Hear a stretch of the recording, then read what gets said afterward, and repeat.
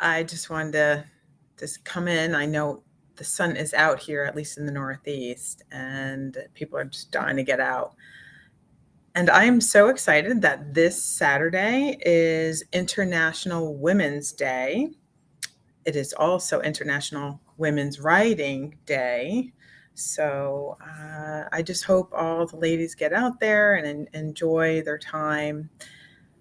Now, I also wanted to mention a little bit, talking about writing, talk a little bit about people pleasing. And when I first started to ride, um, I was about 42 or 43 years old. And someone had a bike that they were offering for free. So I said, oh, I always wanted to learn how to ride a motorcycle. Now, the big thing that triggered, many people ask me, what triggered you, because you always wanted to ride, what triggered you to actually ride? And it happened actually at a soccer game for one of my children when they were younger.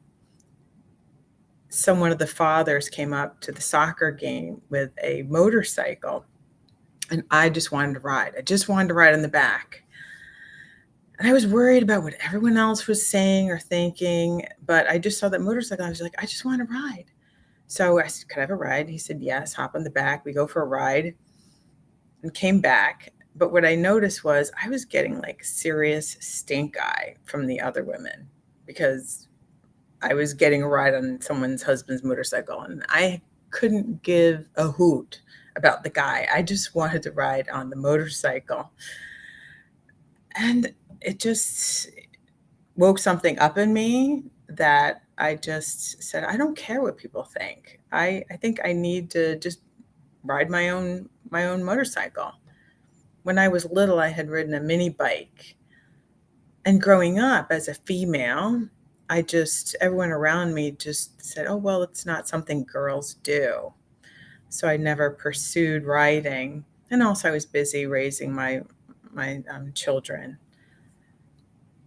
But once I got to ride, it was just something that I just stopped caring what other people thought, how unusual it was. I had already had an unusual life, so I've learned how not to worry so much about other people just because people don't go through things at the same time as you or the same way you do. But now I love writing. And there's always challenges when you find something that you love to do. Last week we spoke about how people, society around you, they want to judge, or you feel uncomfortable because you're worried about what they think. But you can't always worry about that. And sometimes it stems from different places in our backgrounds. So sometimes people pleasing comes from when we were little. We want to please our parents, we want to please our teachers, make them happy, make them like us, other people like us. And when we do that, sometimes we hold on to that and we do it as adults as well. We do that at work, or we do it in our friendships. We just don't want to make waves. We don't want to do things that we enjoy or try things that we might enjoy. So it's just, it's funny how doing things that you enjoy doing throughout your life in little ways will actually keep you sane and help you feel a lot better. It's a mental health month, awareness month, and riding is something that keeps me mentally fit. Yeah, you don't burn too many calories, but you definitely keep mentally fit. It just keeps you in a place of there's adventure, there's excitement, there's everything's new. And that's a great thing about learning and discovering things.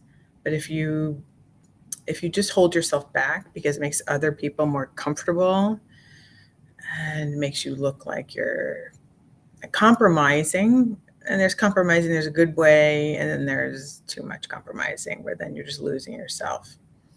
And That's where we want to dismantle those things as we get older too, is just care less about um, what other people will think. Because in the end, it's our sanity, it's our health. Because when we hold back and don't do the things that we love, we're the ones who suffer for it. Other people are more comfortable, but we suffer for doing that. It's so funny in the news, you see everything about menopause, menopause. Well, I've been accused of going through menopause for probably the last like 15 years because I just do what I want to do. And people just think, oh, what's wrong? Are you going through something? I'm like, no, I shouldn't accuse people of doing things. I'm trying to look for a blame, a way to point the finger at something because someone's doing something different that you're not comfortable with. And if anything, I say that riding your motorcycle is the best fix for menopause because you get all the energy out and it cools you off and you just have so much fun. So the part that they talk about, you get all crazy during menopause, that's not true. If you do what you want to do through your life, yes, there's times where you can't do everything you want, but keep up, have the ride of your life that you want, maybe in smaller ways, like I say, smaller shifts, but do what you love and just avoid that wall that you may hit at a certain age because you held back so much.